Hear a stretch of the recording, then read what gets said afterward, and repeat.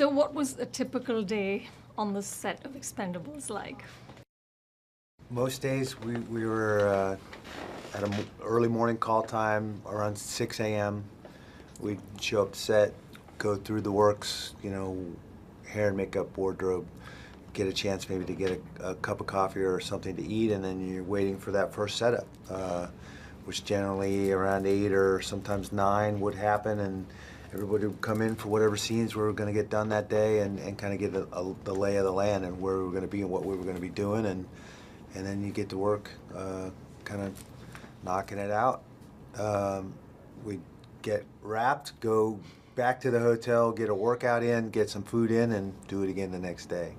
But on a set where there's so much testosterone, is there any room for vulnerability? Could you ever say, okay, I'm tired, or I'm afraid of doing this? Can I please have a little cry, Slaya? I'm really tired today. I'm flustered. I'm getting cold. Well, let's see. That I don't think would work. I don't think he'd appreciate perhaps that. Not. He'd go like, what? What are you talking about? No, but, yeah. No, I think, well, you know, look, the vulnerability as far as joking and that's there all the time. And you know, sometimes I try to channel stuff into my character if I can, you know, if I feel upset about something or, you know, I'm a little tired or something, I try to make the character, you know, the same so I can use it there. Your character talks about being a Fulbright scholar, which you actually are in life. Was. Yeah. Was. How do you reconcile the 160 IQ with the bone crunching you With do on 160 screen? dead bodies. Let's see. You just squared In it scene out. 1.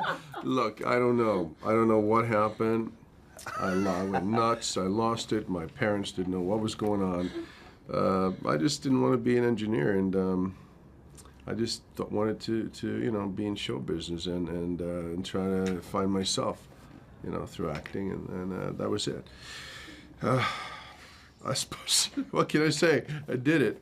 But it's fun to be able to kind of revisit that a little bit in this movie. It was quite clever by Stallone, I think, and to bring that up, because it is true. And, you know, if it wasn't true, people would, like, you know, you wouldn't believe it, but since it is, you know, and I'm almost as crazy as Gunnar in real life, then, you know, it works.